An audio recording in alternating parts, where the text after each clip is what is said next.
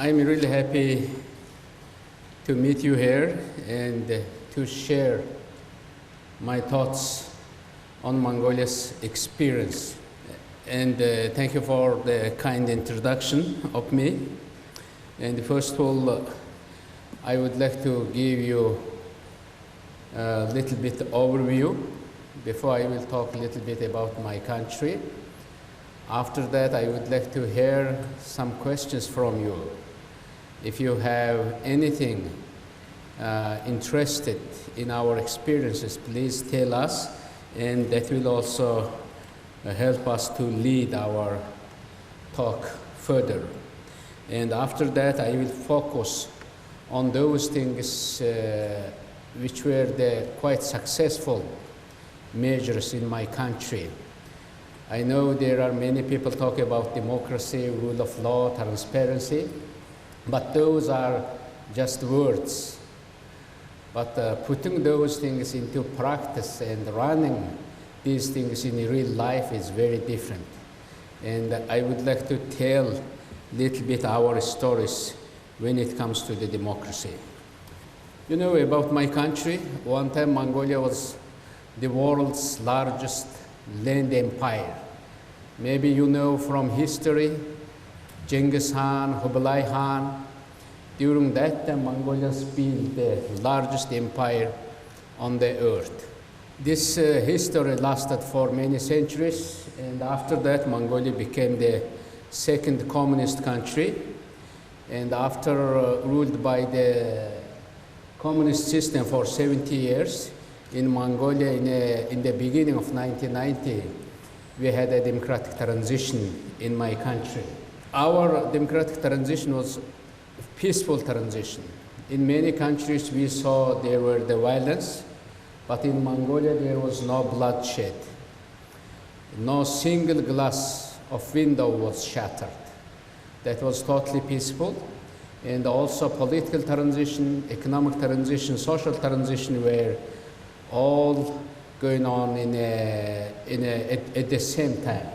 That was our feature of our transition. And the other thing, of course, now we have happy to share our stories related with the transition. About myself, I will tell you a little bit two things. And I'm the herdsman boy, and I was born in a herdsman family. My parents were the herdsmen. And I studied in middle school, and after that I went to study in Soviet Union in military school. And after military school, I came back to my country and began to establish democratic movements in Mongolia. In first our demonstration was in December 10th, 1989, with the mic is myself, and I'm opening the first unauthorized movement and meeting in our street. And it happened in 27 years ago in my country. Since then we have this transition, and the focus will be about our transition today. If you have any questions, please send to me on the paper. If you would like to ask a question, please raise your hand, and I'll let you know, okay? And now I will continue. When we talk about our transition, I would like to say most essential thing is people's participation. I think every success should become people's success. If you, as a political party or state officials, claim successes for your own, that will people will feel that success not theirs. And because of that, when I became first-time president in my country, I decided to make, this is my working room, this is president room. First day I came into this room and I said, okay, we will change this room. This is a room in our government house. And I said, I will make it citizen hall. I will go to other room, and this is our citizen hall. In our government house, there was no citizen hall. There was no place to discuss about the drafts of law and drafts of issues. And this was really, I got really big support from people. In Mongolia, we had more jails than citizen halls. I think in order to run your country, you have to listen to your people. There is one famous saying that if you are talking about me, let me participate there. Before any decision I make as president, before any decision I bring to our parliament, I discuss that decision with the people whose interest may be in their infringed, and we have to listen to those people. And from our government house to every district government house, local houses, people created citizen hall. They found some kind of space, and they little bit refurbished it, and they created citizen hall there. And now in every district, in every villages, we have this kind of system. When people come to this place, they feel their need, and they see their problem by themselves. When people talk about their problem by themselves, they get involved.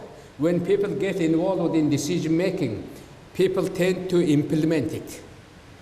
If you make decisions away from the people, people don't know. It's very difficult to implement those decisions in a country. If people participate in a decision making, they become the part of the decision implementation. This is really became real big success in my country. Other thing I would like to mention that in Mongolia, when we talk about power delivery, when we talk about the decentralization, when we talk about giving the power to the people, you have to give real thing, not just talk. I think first we decided if you would like to give power to the people, you have to give the budget, you have to give them money, you have to give them means to exercise their power. If I ask you come to this hall for the meeting, people don't like it. If I say, you know, I have $1 million here, and we would like to do by this $1 million, let's discuss where we should spend, people will come. And I think if people see there is real means, people participate. And because of that, we created Local Development Fund. If you would like to learn one word, write one word, Local Development Fund is very important. How we distribute our budget, of course, budget distribution is different. This is the added money. It is not included to the local budget. It is to the special fund. And there is certain formula. It depends on the number of population. If there are more people living in that city or in that district, more money we will allocate to them. Mongolia is a very big country. Also, distance matters. If those people are living from the city, from the capital city, far away, we try to give more support. Also, if local communities get more taxes, and more business they have, we give them more money. Those three are very essential formulas to give to the local development. If you give that money for the local development, people will come up together and they will discuss. You know, when you get your salary, usually you think about what you needed in your home. If there is a broken television or if there is no washing machine or something, you buy it. If you don't have cell phone, you buy it. Same thing happens in your district. When they have money, they think about their environment, their living places. In Mongolia, they say, oh, we don't have a street light. And they make the street light. We don't have the walking traces, and we need to have paved road. and they get that paved road. They say that, oh, we don't have the trash collection system, and they create the trash collection system. When they take care of their environment, their district, every district became new. Every district became, you will see the changes there. When every district changes, whole country changes. This is, I think, really, really essential thing. If you would like to learn, we will give you our law and our experiences, and we will share our thoughts and our things we did in Mongolia. I think I would like to commend one thing. If I commend one thing, this Citizen Hall, this local development fund is really essential. Other thing, if you ask today, Mr. President, what kind of law in the past 5 years which you brought to Parliament was very supportive or people support? There is one law in Mongolia. They say that, this law, which is President initiated, was very important. That law's name is Glass Account Law. Glass, you know glass, like in a glass. And you will see through glass everything. Glass Account Law means to put some monitoring on budget. If you spend budget money, everyone should look it. Everyone should have for everyone it should be available to look at. And this is really important. You know, in Mongolia and Myanmar, I think things same. In Mongolia, people don't like when politicians talk. Everywhere politicians talk. But in Mongolia, people really like to know how their money is spent, how public money is spent by their officials. Everyone wants to know, and we need to make it to know to the people. In order to make it to know to the people, you have to approve the law. And I introduced it to our Parliament, Glass Account Law. There were officials actually refused it, and there were many people saying that this is not good law. But I say it is good law. If people see where money is spent, they usually tend to criticize. If that money used in a wrong purpose or in a luxury way, not for the good purpose, people criticize it. When people criticize it, those officials who spend money, they think about that. They think about, before spending those money, they think about it twice, 3 times, 4 times. And from that, ordinary people benefits. I think for the open society, if you would like to run your freedom, your long quest for freedom, to make it successful, I think you have to protect it. In Mongolia, danger is not from outside. I usually say, danger to democracy is from inside. If you have bad governance, if you have corruption, if you don't know less transparency, less openness, there is danger. I will tell you, in your country, when you have this system, you will see many things. You will know, I think you will know many corruption cases. In future, you will see many corruption cases in your country. It's not good, but it's better to know it. In Mongolia, fighting corruption is not good governance issue. This is survival issue. This is survival of our democracy. This is survival of our way of life. When you come to fight corruption, you have to fight. There is no consensus. I served my country 2 times as Prime Minister. In both terms, I fought against corruption very hard.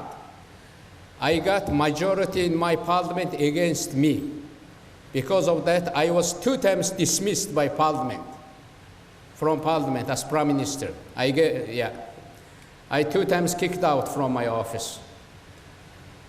And when I ran for president, in Mongolia, president is elected from the people. I told them, I will do one thing. I will focus on one thing. I will fight corruption. If people of Mongolia, you support me, I will fight corruption. In 2011, in Mongolia, there was corruption index. Mongolian corruption index, you know, there is a Transparency International. There is an international organization making indexes for the country. That was 120. That's not good. That's bad rank. But today, Mongolia 72. Within just 5 years, we advanced 48 countries. 48 countries. We made big judicial reform. Almost 27 laws we introduced to the parliament. If you would like to fight corruption, you have to change your judiciary. You have to change your police.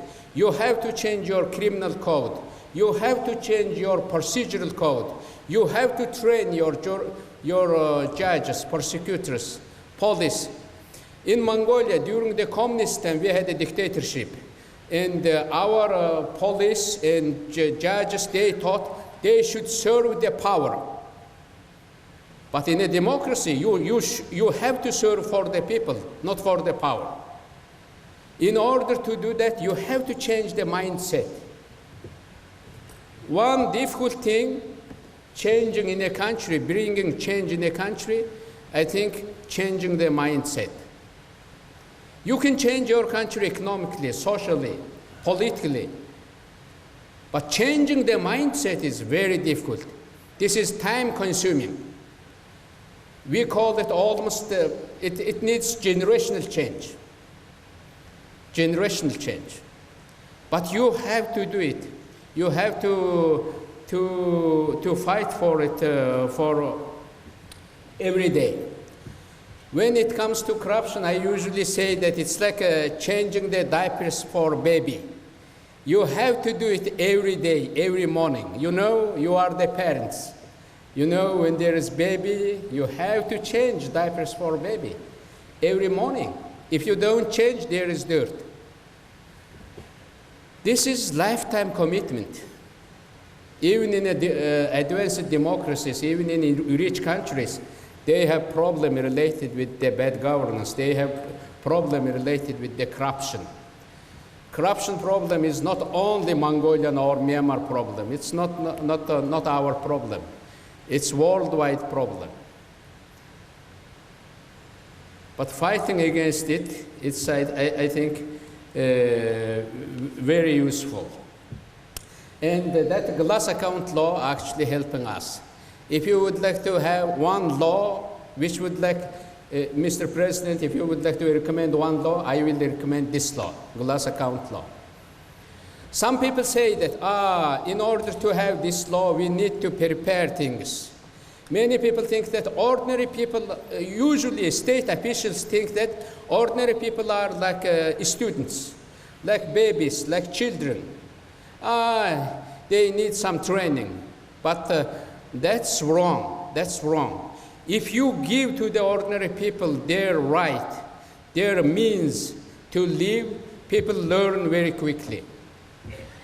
People learn when they have right. People learn when they make mistakes. I think beauty of democracy, you can make mistakes. If you make mistakes, that's just one step forward. You learn from that and go.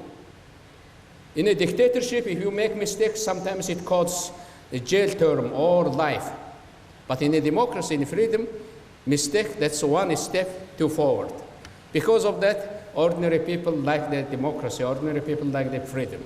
Other thing I would like to little bit talk about this day, about the state service. I think if in Mongolia we have big challenges related with the state service.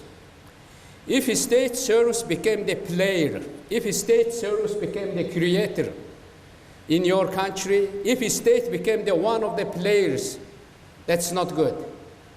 I think in Mongolia we will follow the way state should become the service place, not the business place, not the place to dictate to the people, but the state should become the business place. You know, we began it in our capital city. In our capital city name is Ulaanbaatar. This is the ordinary office, ordinary bureaucratic office.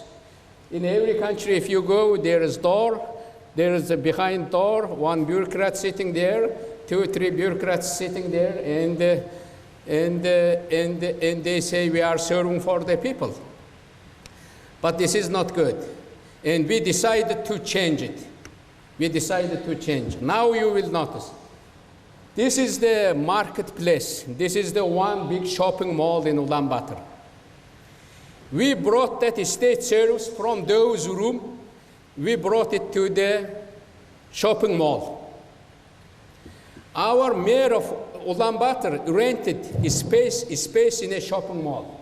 Now you see difference.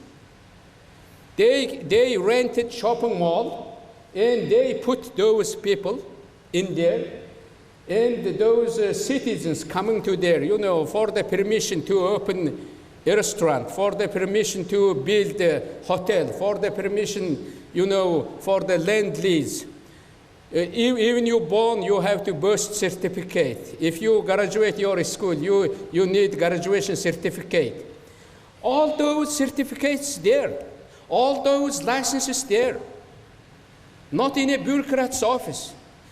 When ordinary people come to this shop, they buy things and they buy also state service. They get state service. There is 3 cards. This is really interesting. There is green card, that one. In that green card, you can get state service instantly, in 5 minutes, in 20 minutes. Before getting one permission, it requires 20 days, sometimes 2 years, 200 days. Sometimes it requires 20 signatures. You know, behind it, always corruption. Behind it, always red tape, cronyism, not good. And if you pick up, if your service, if you would like to have those services in a green card, you will get it instantly. When people get it instantly, they really surprised. You know, I know my mother, in order to get this permission, she spent in capital city 2 months. But today, within the 20 minutes, I got it. There is signature, there is a stamp. Other thing, if you have this yellow page, if you get this yellow page within 24 hours, those services will be available within 24 hours. But there are some services, of course, related with the national security, with the high standard, a lot of signature. If it requires days, 1 week or 2, 3 weeks, it has a red application. And people pick up it. One thing in Mongolia is very important. When you have this, you can track it. You know, when you send the things, you can track online. You will track this red application on internet. My application at that guy's desk, at that official's desk. When people monitor it, that official make decision very quickly. If he spend there 3 days, that official will be criticized. Because of that, and when people know that all those procedures ended, when this application is available for you, that will come back again to that one-stop state service shop. We actually started it in Ulaanbaatar, in our capital city. I think starting in a big city is very important. If one thing I would like to initiate, if I would like to recommend to initiate, I would like for the Yangon mayor, your biggest city, I think, Yangon, and Yangon mayor should initiate it. People should demand it. And there is just cabinet meeting, just mayor meeting. Even we did not approve any law on this issue. Service should be like this. You know, in a bureaucracies, people think that if there is a state, there should be room, there should be, you know, this bureaucrat sitting there and spending time and asking money, asking favorable. In Mongolia, before this, everybody, if I would like to get some license, usually ask, you know that woman, you know that guy who is boss, who is going to sign, please tell him. Now in Mongolia, that is no longer case. Even our mayor was in a one-stop service there. He told me, people did not notice me. People disregard him. There is boss is going on or president is going on. It's not important for me.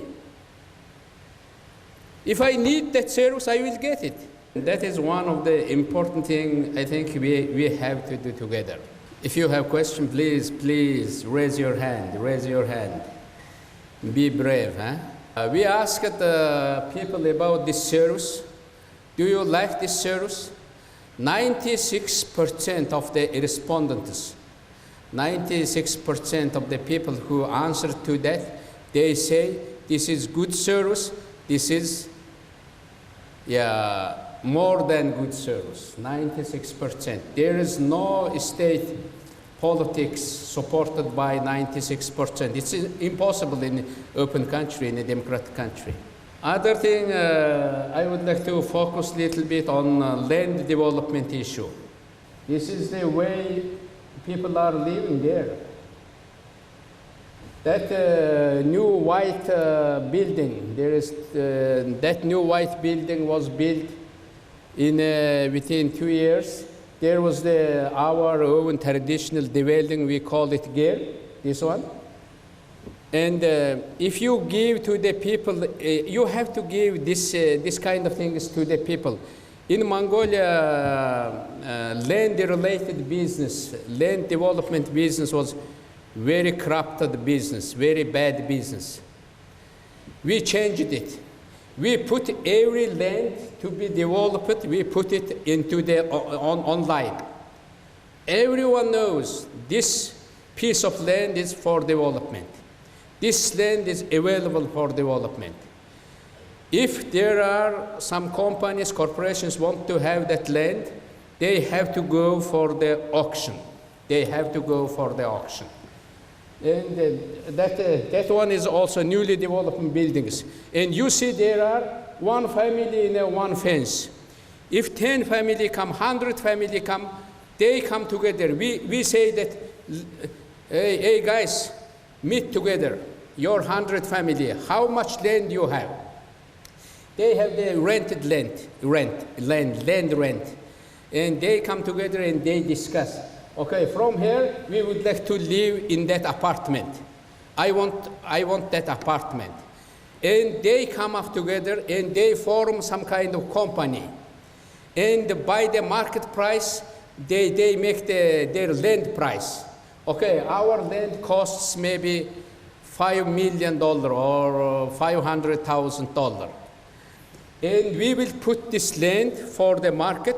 And if investor come, investor builds the building, that investor give us building for free, and there is 100 apartments. If there is 250 apartments, 100 apartments will go to these guys, 150 apartments will go for sale. And from that, investor gets the profit. Imagine that. Everything should be involved by people. If you do anything without monitoring, without the participation, I think everything goes wrong. People don't like it.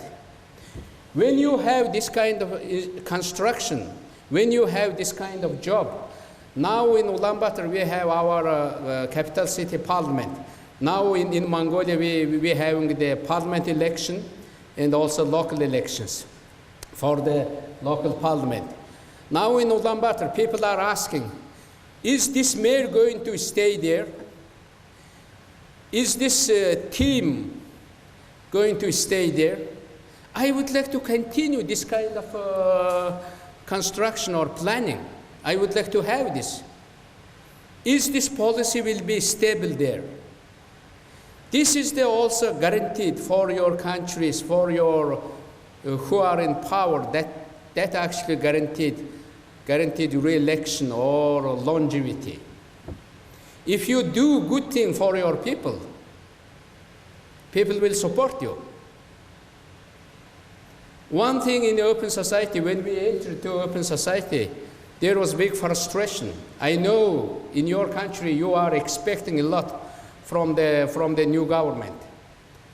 But new government will deliver not many things. Even in Mongolia, we have big debate about democracy. I usually say to our people, hey, you guys, I did not promise you to make everyone's life happy. I didn't do it. But I promise one thing. Democracy means not to please everyone. Democracy means to keep everyone's right to be different. I want to keep your right to criticize me. I will keep it. If you criticize me, I will keep it. You will not go to jail. You will not go punished. In Mongolia, we have freedom of press is at most. In Mongolia, there is no control from the government in any entity of the press. No control of the social media. That's like oxygen. That's like a self-regulating system. That's like a self-healing system. We have that healing system internally. We place that internally in our society. Because of that, our society little bit advancing, step by step advancing. And that is, I think, those are really important. And I usually say that democracy is a combination of right and accountability. Now in Mongolia, we have big problem related with the accountability. If you became the member of parliament, you are less accountable. It's not good. It's not good. People should have a right to kick out that guy if you do bad things from his office. You know, there is immunity things happen. In Mongolia, we have officials have immunity. If you have member of parliament, you cannot, captured by police or something like that. You have certain immunity. But that's the big debate in Mongolia. If you commit crime, any crime, if you're suspected in any crime, your immunity at that time should be stopped. That's my position. That's my position. If you have no accountability, government became just a home for the criminals and corrupt. Yeah. Just the government house became the harbors, the criminals and corrupt. I think now I introduced into my parliament one law called our Law on Accountability Elected and Nominated Officials. I am now pushing my parliament to pass that law. I introduced a law on political parties. If you are a ruling political party in Mongolia, tend to be out of accountability. That's wrong. Political parties should be transparent, should be accountable, and political parties should stand before the law equally as any other entity in your country. That should happen. Now I propose a new law on civil service.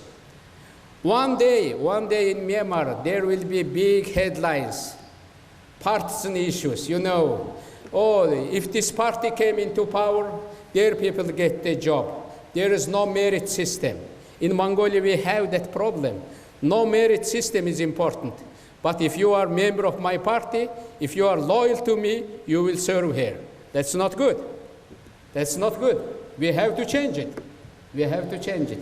In order to change it, you have to experience it.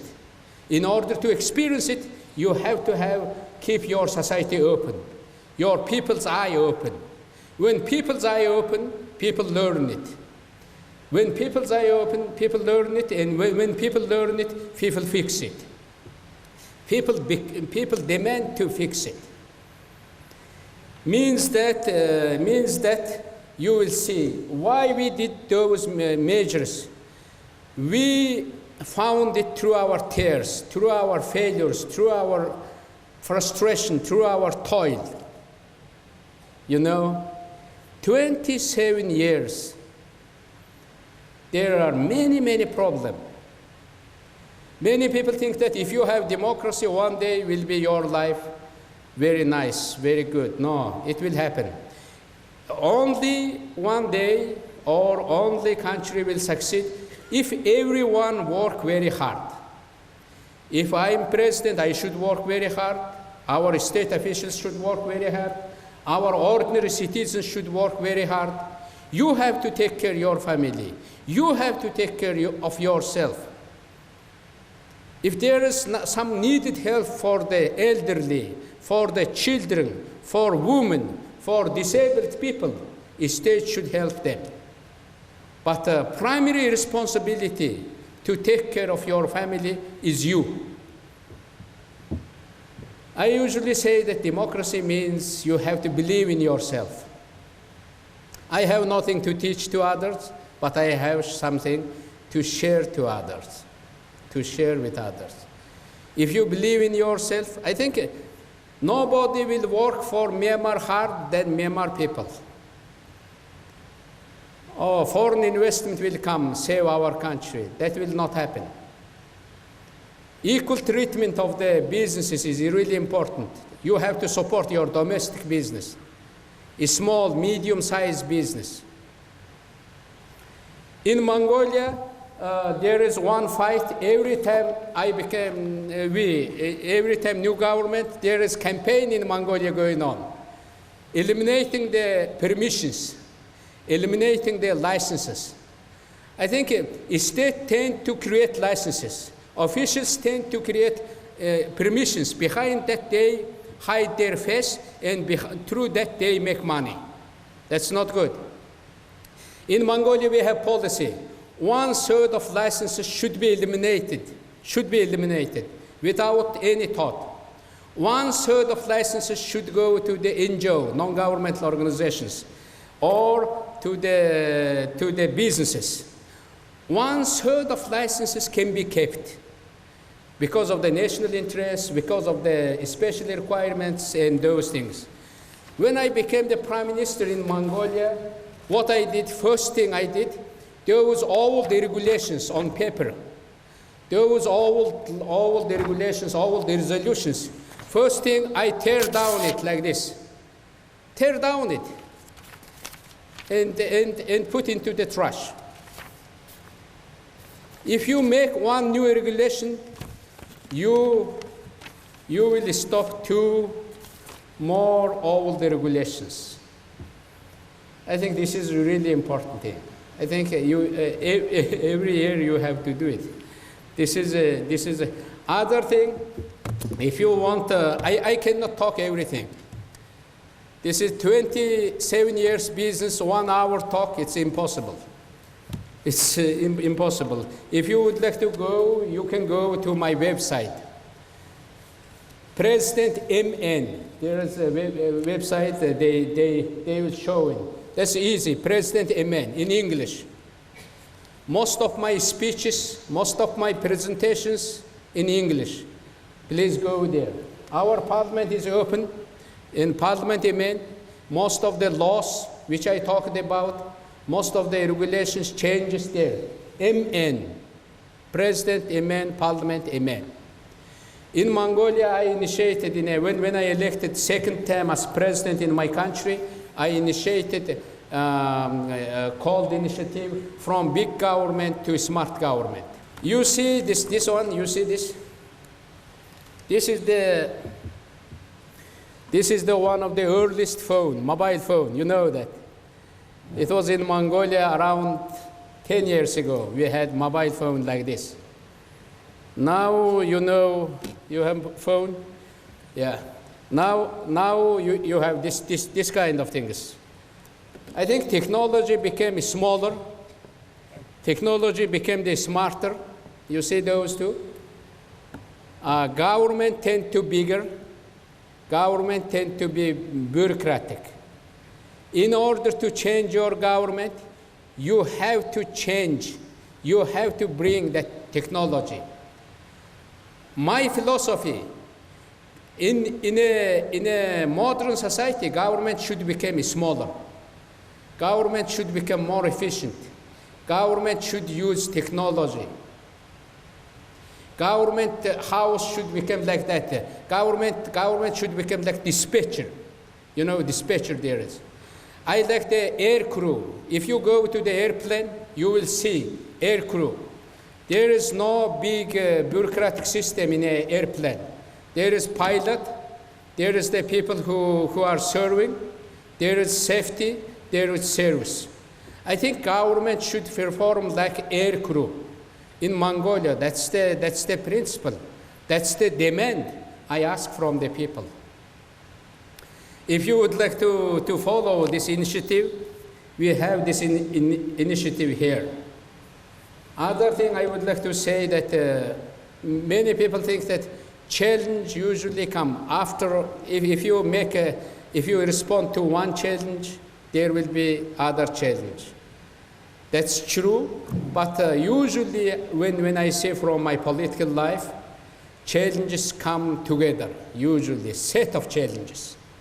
Challenges not come one by one. They come together. They come with the layers. And I know, many countries in Mongolia and Myanmar, we have a many set of challenges. And because of that, those work should be done at the same time. If challenge not come one by one, you cannot, or your ideas should not be by one. If challenge comes set of challenges, you have to have answer, set of answer. You have to have layers of answer. That's really something to be noticed. This is the place to go and to see in Mongolia. And other thing, of course, one thing when we have business talk with you in Myanmar, you're always interested in our mining experiences.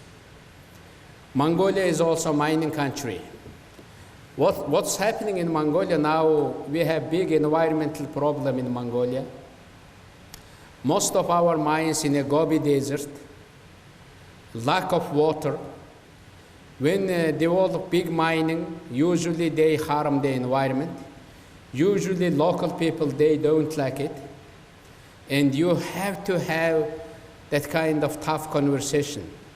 And in Myanmar, you will experience resource nationalism. In Mongolia, there is resource nationalism. One thing is very difficult to differentiate. Who are really fighting for environment? Who are just using that claim in order to benefit for them? Who are blackmailing? Who are fighting truly for environment? It's really difficult to see. That there is very fine line. In Mongolia, there are many hundreds of environmental NGOs and fighters. And of course, when you leave your people, when you leave your media free, media will write everything. They will see everything. And the people's true nature will be known for the people. Just a new guy coming to the politics, it seems very nice. But after 2 years, you will see all those disadvantages, all those hiding face of that guy. Those things happening, and thanks to our transparency, openness, we are learning with the people together. If you are boss, if you are a state official, you learn things before your people, you will have in trouble. If you would like to learn together with the people, you keep that openness in your country. And Mongolia is regarded one of the 10th richest country in terms of the mineral resources, one of the 10th richest. And also my country, one time, Mongolia became the fastest growing economy in the world, 17%. Economic growth was 17%. During that time, we expanded our budget a lot. We gave social expenditure also expanded. Even we gave cash handouts to our citizens. We had a lot of money and we gave cash handouts. And political parties promised cash handouts. That is really bad thing. Don't do that. That's a really bad lesson we learned. When there was a drop on our export, on our mining, big budget, but how can you sustain that budget? And because of that, we looked for the international best experiences, and yesterday we had a good seminar, sound management on the mining revenue seminar, and we learned a lot from Norway. Norwegian case actually came into us very helpful, like life jacket. And now we created a special fund. We call it Future Heritage Fund of Mongolia. Now we will put royalty money and excessive money from the mining, we will put into the special fund.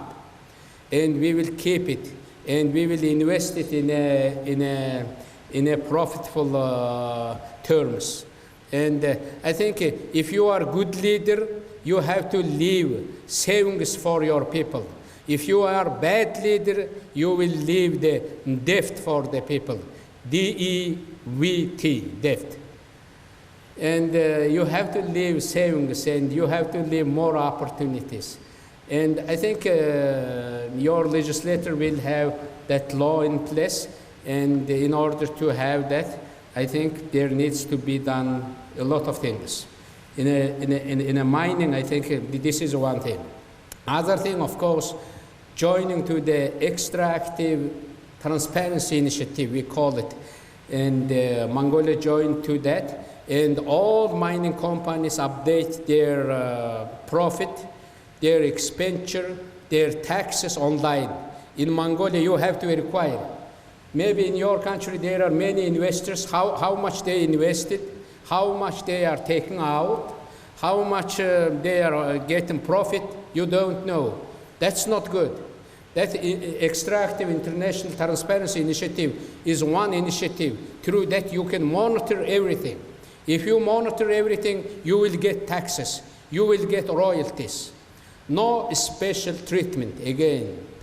We gave to some companies when we needed those permits for the mobile provider and others, and now we think that was a mistake.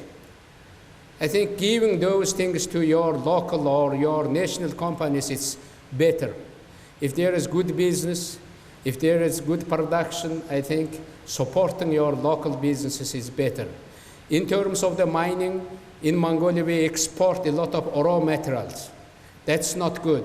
When you export a lot of raw materials, if there is commodity price go down, country will hit very badly. And because of that, now our focus is to make processing. Value-added production should happen in my country, not the outside of Mongolia, inside of Mongolia. If you would like to invest, please invest in our factory, we say. Please invest in processing. Please invest in processing, mining those deposits in our agriculture. And we would like to export fine and final products. That's our policy. I think it will continue for a long time. If you process those things, you are not really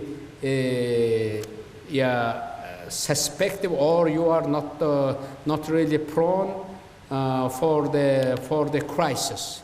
If you don't process, you will be affected to the crisis 100%. If you process 50, half, you will be affected by half. If you process 100%, you won't affected at all. That's our policy in my country.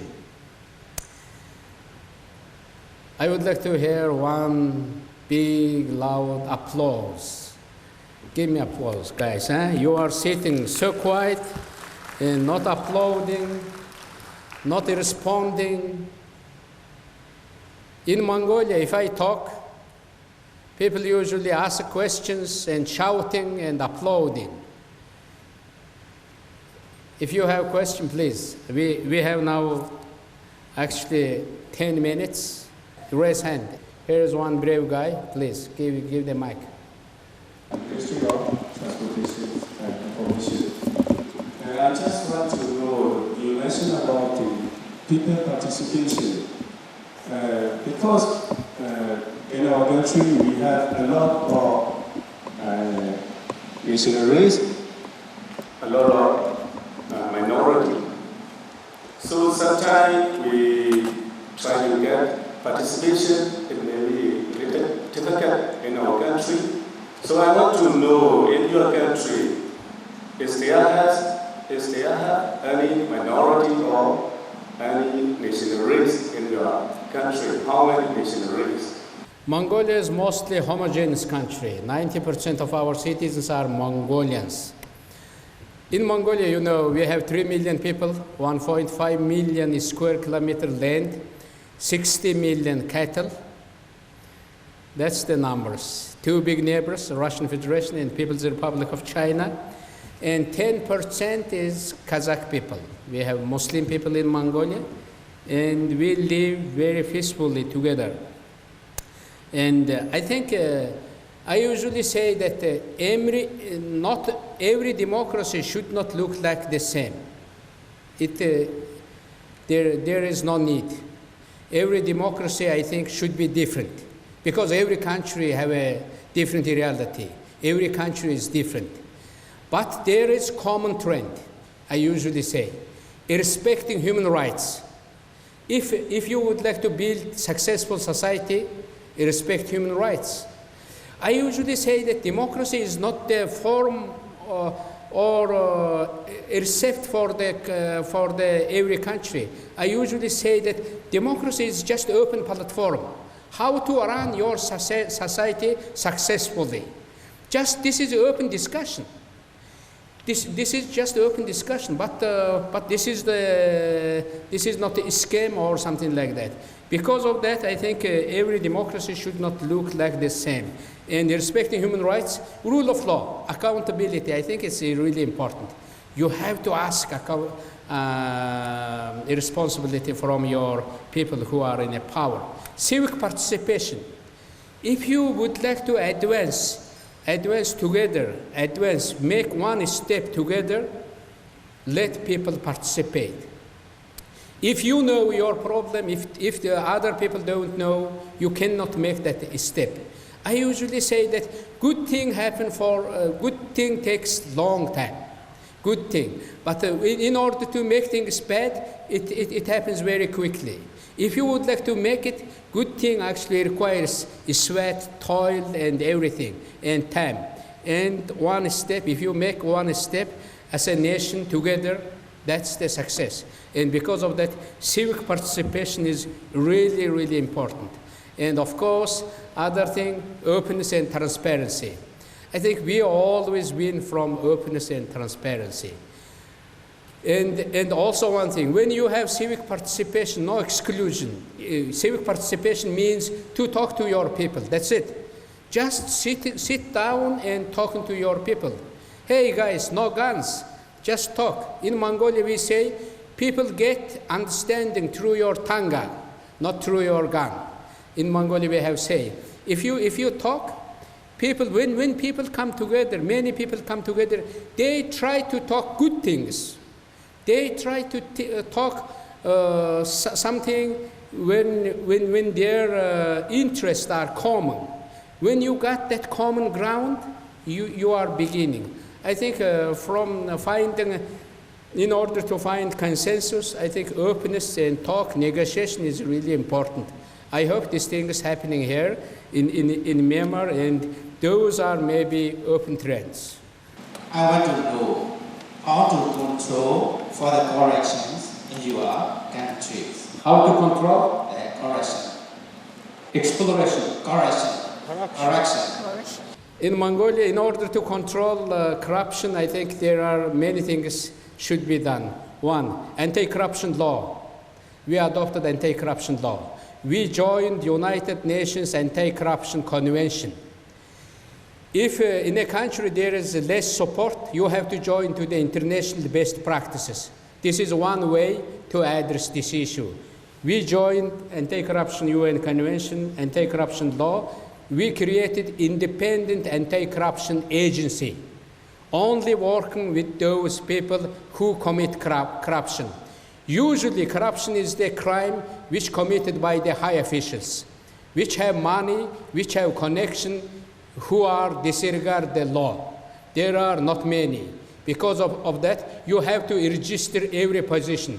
In Mongolia, for example, we have 227 high officials. They are monitored every day.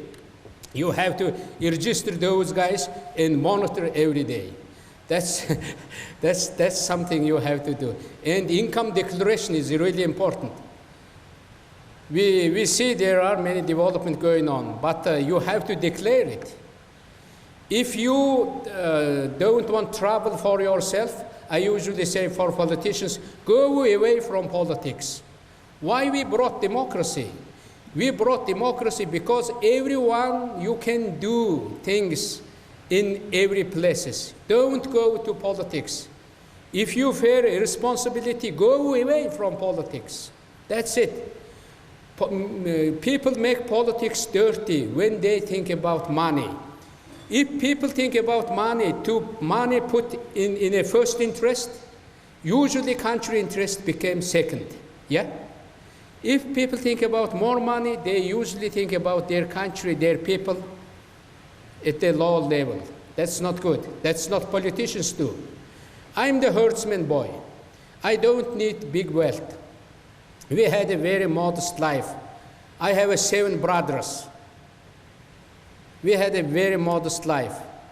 Why I entered to the politics? I just want to serve my people, not to make myself rich, not to make my family rich, not to make my brothers rich. No. Since first day when I entered into politics in 1990, I told to my brothers, nothing, don't ask me anything to do favor for you. I will not do that. I put that clear distinction between us. Because of that, in my family, there is no one related with the corruption during 27 years, no one. I think if you see that for yourself problem, I think you have to go away from politics. This is available because of that we choose that freedom. I think it depends not only on the state, it depends on yourself, on your morality.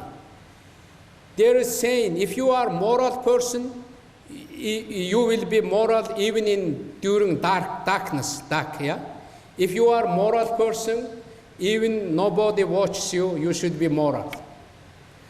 Exercising the morality is really important in Asian culture, in my culture. I think you have to think about yourself and make those things open for the rest of the nation, and that's it. Now I would like to conclude, and this is one of the great time I spent here, and I feel that we are having the one common goal to make my country a successful country, to make our people's life well-being and more successfully, to live in a prosperous, open, just society, and we all want to that. I think in terms of that, our values are common. If our values are common, our strive, what we are doing, our cooperations are common. And I'm really happy that to tell these things to you, and there are many things to tell. And I hope today also I have interview on your TV. Maybe some people ask some tough questions, and I will try to answer. And usually many people from my delegation, they won't come back again. Hey, everyone here in this room, you have an invitation from Mongolia. Please go to Mongolia. When Myanmar friends think that about Mongolia, they think that, oh, that's a very cold country. This cold is only 3 months. We have four very sharp seasons. Now we have more or less like this weather, not humid, of course, dry weather, 24, 25 Celsius, warm. If you come July, June, August, that's a really great country, great nature, Gobi Desert, high mountains, and a lot of horses. And you see, this is myself, and you may not recognize it. You know, in the snowy steppes of Mongolia, you are riding horses, and very peaceful people and very friendly people in Mongolia we have. And please come to Mongolia, and you will be our guests. I am happy to see you, and I would like to come back again, of course, to meet you. And one word in Myanmar, Jesu Dimbade, Jesu Dimbade. Okay.